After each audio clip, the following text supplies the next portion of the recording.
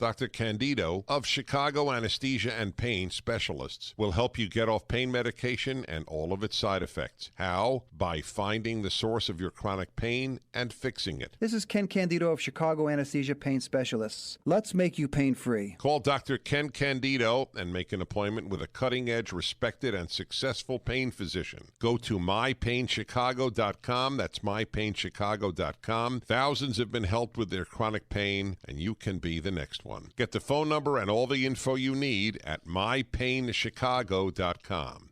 Listen to AM 560, The Answer, online at 560theanswer.com, on the AM 560 mobile app, and your Alexa-powered smart speaker, on TuneIn, iHeart, and radio.com. It's 8:07 in the Team Hochberg Traffic Center. Here is Jim Telemonte. The Edens Expressway right now is fairly light. It's about 19 minutes either way between Lake Cook and Montrose. Inbound Kennedy, delays start at Canfield. There's a stall at Austin in the left lane. 48 minutes O'Hare to downtown, 26 from Montrose, 20 in the Express.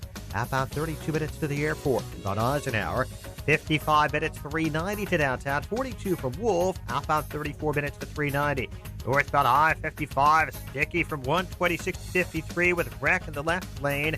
And it's 50 minutes, 355 to Lakeshore Drive. To Ryan, 41 minutes, 95th to downtown. Outbound it's jammed, 71st to 83rd, where everything is blocked with a crash. Eastbound Reagan Tollway at Saturday, Naperville to Yakima and Midwest to the Tri-State. I'm Jim Telemonte on AM 560 The Answer. Chicago's Morning Answer continues next.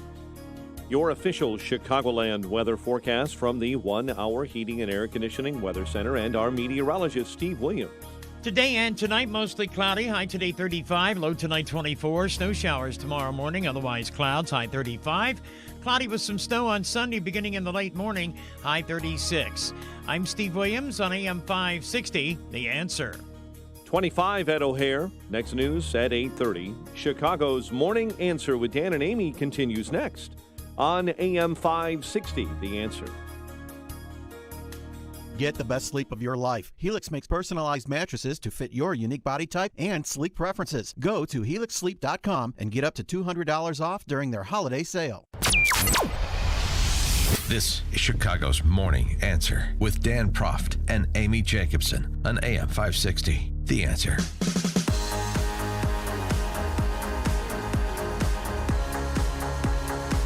Hair. It's getting hot in hair. Like Nelly. Yes, it is getting hot. Gee, her. But keep your clothes on. Bye-bye, Biden. Bye-bye. Here you go. If that's true, then, as the conventional wisdom right, that Clinton and Obama worlds will have to fall in with Michael Bloomberg as the only one who can stop Bernie and potentially win in November. So they think, well, you better scratch below the surface with Michael Bloomberg, because he is a guy, to me, that is the exemplar of one of my favorite observations about the rich self-funding candidate. Sometimes there's not enough air freshener in the world, or sometimes there's not enough money in the world to sell manure-smelling air freshener. And that's what Michael Bloomberg is going to end up trying to sell. Joel Kotkin had a good piece about him, his authoritarian tendencies. Speaking of authoritarianism, the left's accusation against Trump. He won't go peacefully if he loses the election. He'll go for a third term if he wins re-election. No, Nancy Pelosi suggested he's going to tie himself to the Oval Office. Michael Bloomberg actually did that as mayor of New York City. He actually changed the law in New York so he could run for a third term.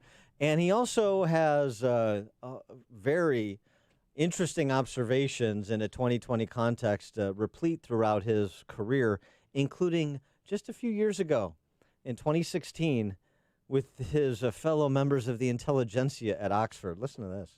If you think about it, we, the intelligentsia, people who could make it into this room, we believe in a lot of things in terms of equality and protecting individual rights that make no sense to the vast bulk of people. They're not opposed to you having some rights, but there's a fundamental disconnect between us believing the rights of the individual come first and the general belief around the world, I think it's fair to say, that the rights of society comes first.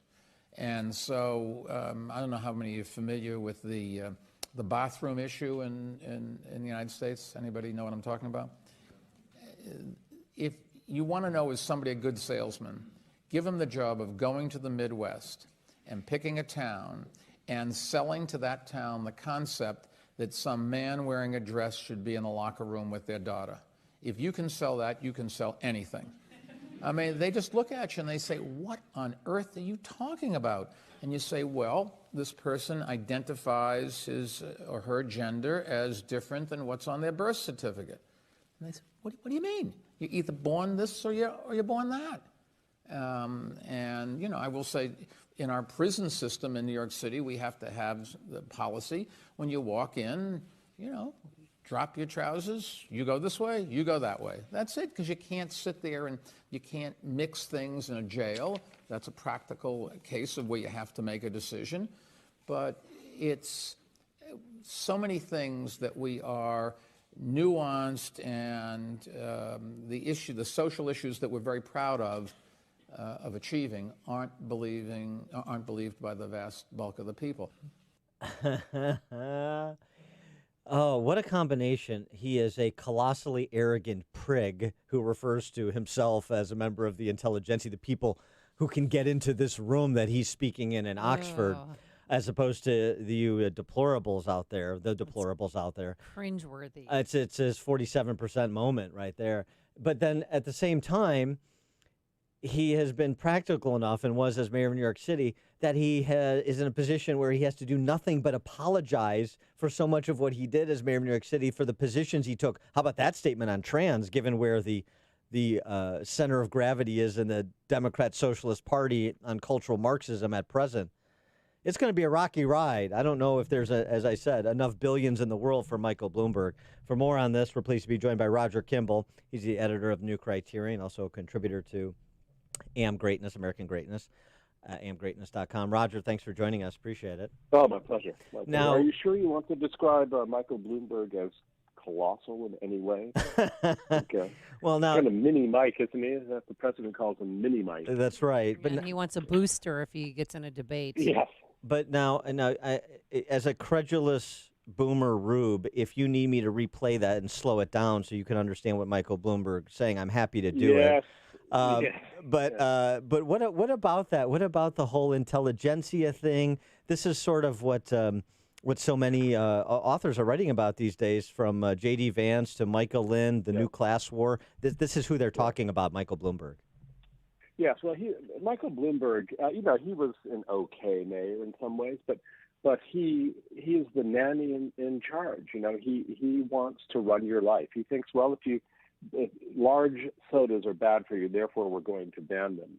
Too much salt is bad for you, therefore we're going to require that restaurants don't have salt shakers on the tables. He is a walking epitome of what Tocqueville warned about in Democracy in America.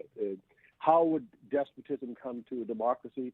Tocqueville asked. Well, it won't tyrannize over men the way that despotisms of old did, but it infantilizes people. How does it do this? It does it by the promulgation of ever more intricate rules and regulations that reach into the interstices of everyday life and sap energy, innovation, individuality. It transforms people into a herd of sheep with government as the shepherd. And that is exactly what Michael Bloomberg is all about. I mean, it's ridiculous to think that I think it's ridiculous to think that he can get the nomination. Frankly, I mean, he was a Republican. He did support stop and frisk. I mean, it'd just be very easy to come up with a long list of policies that the left would abominate. You know, and if he does, I think that Donald Trump will eat him alive. So he epitomizes the unaccountable deep state apparatchik that wants to run your life, and I think that the voters, when this is pointed out to them, will repudiate him. I'll tell you what, you keep using words like institutions. You may be able to get in that room in Oxford that Bloomberg was in. Yeah. Hey, somehow I don't think I'll be invited. I have that sense. so what happened to Joe Biden in Iowa, and how long do you think he's going to last on the campaign trail? I mean, clearly Pete Buttigieg took the moderate votes from him. Yeah. Well, Joe Biden has two problems, I think. I have not thought that he would be the candidate for some time. One problem is that he is on the threshold of senility. It's pretty clear. And it looks like the wrong side of that threshold. The other problem, of course, is that this whole impeachment farce that we've just been through, the chief casualty was not the president, not the object of the impeachment inquiry, but Joe Biden, because talking about abuse of power, that's what it revealed. It revealed the Bidens, the family's abuse of power, self-dealing, and really quite breathtaking corruption. Anyone who takes a look at Hunter Biden's career, going back to his law school days, how did he get into Yale Law School? We should ask Guido Calabresi about that. How did he get into the Navy? What happened with his? He got booted out of the Navy. We know because of cocaine. How did he get all these billion-dollar contracts? Why was he paid $80,000 a month by Burisma? It's because his father was vice president, and they were hoping for favors. It's quite an extraordinary story, and so I think that Joe Biden is the chief casualty of this whole episode. And we'll see. I think that there are people in the Democratic establishment who still see him as the moderate light, but it's pretty clear from what happened the other day in Iowa that he's going to have an uphill battle. If he does go by the boards, Joe Biden, that is, boy, that makes the play that President Trump made on Tuesday night during his State of the Union speech all that more insightful and presents greater possibility it could bear fruit. And the play I'm talking about, which the Journal opined on, is the bid for the black vote that President Trump clearly made during his speech, from the recognition of the Tuskegee Airmen to the mom and daughter from Pennsylvania to Paul Morrow, this successful entrepreneur who served our country in the military. He was clearly, and this is something you have to do. How can we get more of the black vote, conservatives say? Well, one of the things is you have to make a formal appeal. You have to say, I really want you to be part of what we're doing here, and that's what Trump did on Tuesday night. Yes, and let's face it, his policies have benefited Black Americans in an amazing way. Wages are rising. Unemployment is at historic lows. The black voters in this country are not stupid. They can see that this guy's policies are helping all Americans, including them. Whereas the Democrats, of course, with all of their quote-unquote great society programs, this is just a kind of a perpetuation of a new form of plantation, where you have it's a dependency agenda that they have foisted on the American people, where you have a dependent class composed not entirely of blacks, but there's a lot of blacks and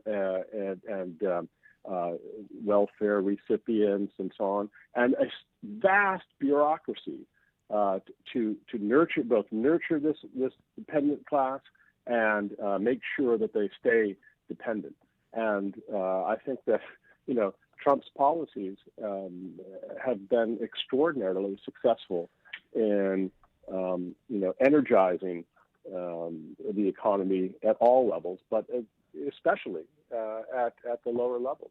So I think that he's going to pick up several percentage points of the black vote. And if that's the case, of course, it's curtains for the Democratic politicians who have, endeavored to perpetuate a system that makes sure that blacks stay second-class citizens. Well, and let's face it, the Democratic Party was a party of slavery in the 19th century, of segregation and Jim Crow in the early 20th century, and now it's sort of the neo-segregation of identity politics and so on. And I think people are beginning to wake up to that. Yeah, in opposition to policies like school choice. But Tim Scott, senator from South Carolina, he also pointed out, this has a psychological impact too. He said yesterday on Fox News, Democrats lose their minds when Trump starts talking about bringing back more resources to the most vulnerable folks, including African American families, it's just their brain explodes. So there's a psychological aspect to this as well. I mean, with respect to psychological warfare against the Democrats.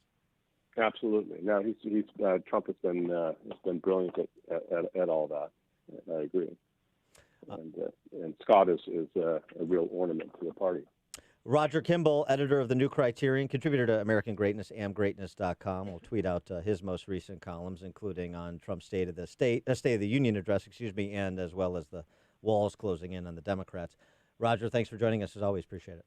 Yeah, my pleasure.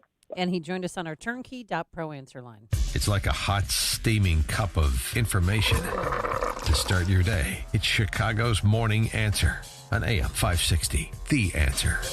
When it's cold outside, you can dress for it. But when your furnace gives out, hey, a blanket fort can only do so much. So